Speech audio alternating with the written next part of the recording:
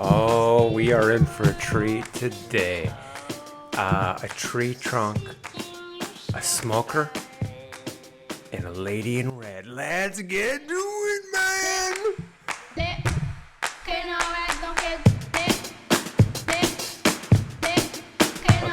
Okay, this is cool. Check this out. I love this piece. It's so interesting.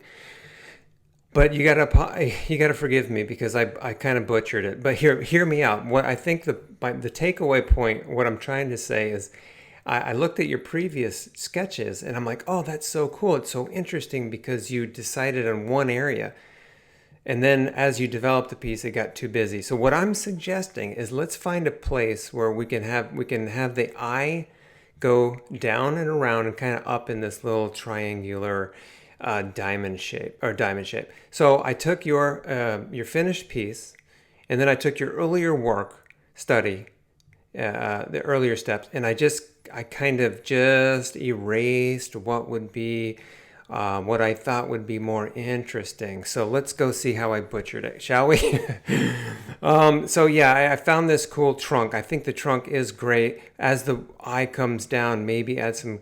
I'm adding color at this point to try to get this diamond shape going. But then I looked and I said, no, let's do it again. So I cut out another shape. I'm like, this could be interesting because I love the way the root grows into the earth there. So I made a nice little vignette, kind of fogged it out.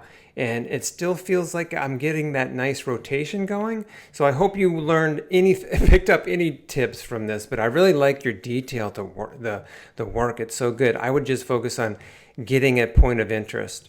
So what I'm trying to do is a side by side here, but you can see I've got some composition issues. But you got the takeaway, right? It's a really good piece. Now it looks like a nose, kind of.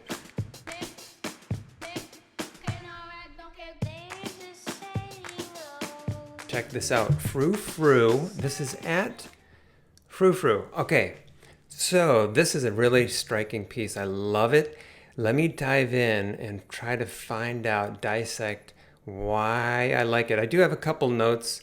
Oh, okay. So see your difference in the creamy color of the skin. It's light on one side, nice and dark on the other. I love that contrast. That's really cool the way you're controlling those skin tones. Great expression here. She's toking on a blunt, having a good time.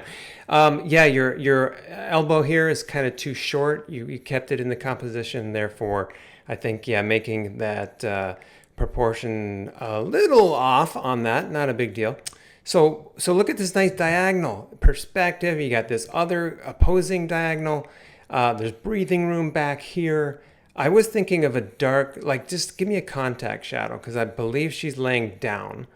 So I want to see some contact there. Okay, here's the center line of the whole body.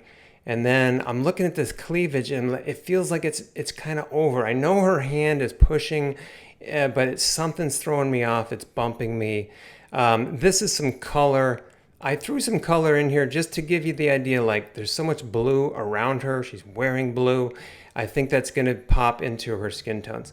Up here, you got a cool contrasts to show that depth. A good idea is on a hand, put your hand next to your face. You can always see a difference in color. So maybe you take advantage of that. I played with this side of the hair just to see if I can get a better, more interesting shape. And then I threw a little dark shadow under the nose always. Wait for it because I'm going to overwork it here in a second. Where is it?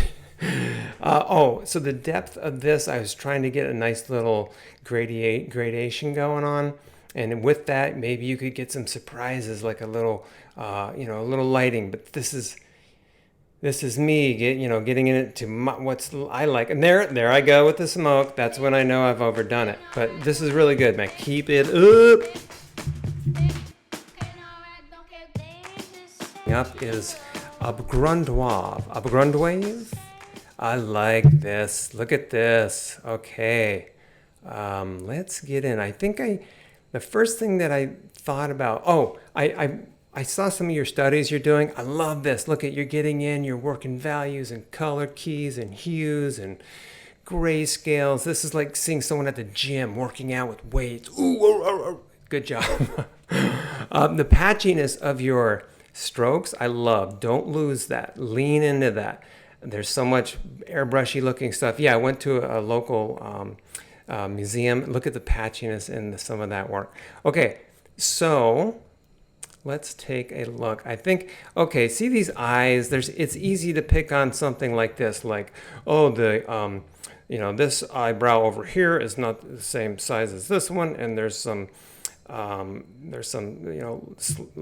lazy eye looking things here. This is not symmetrical, but don't worry. I love it. It's like an independent filmmaker, like a Wes Anderson. I love your style. Lean into that originality and hold on to it. Yeah, so your hard shadows and soft shadows. Look at this.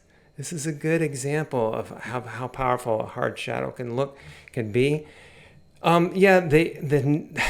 This chin was giving me a distraction. I started looking at it too long and it looks like another nose. So there's just too much going on, I think, for this expression, this face. I just painted over it, simplified it a little bit. You can never, yeah, see, there's a difference. So here's a point. Look at this, like your painterly style up here is great, but down here, secondary area, it doesn't match. Maybe you weren't done with this. If you signed it, I'm just assuming you're done. Yeah, so what I did, think about taking another pass just to give it more a cohesive feel, like not finished, nothing too perfect, but just something to match what you've done up here a little bit better. It's going to help pull the whole thing together. Let's go in. Oh, dark. I added some darks here. You can always leverage that value scale. I put some hair ring. What's that all about, Tom? I experimented with a little bit of a darker shadow on that side, which I don't mind. And then I played around with bouncing some light, just get in there and experiment. But yeah, that's my note. Primary strokes, great, but just keep that secondary part of your painting up to par. And then there I go with the value scale. Yeah, take full advantage of that value scale. But very good.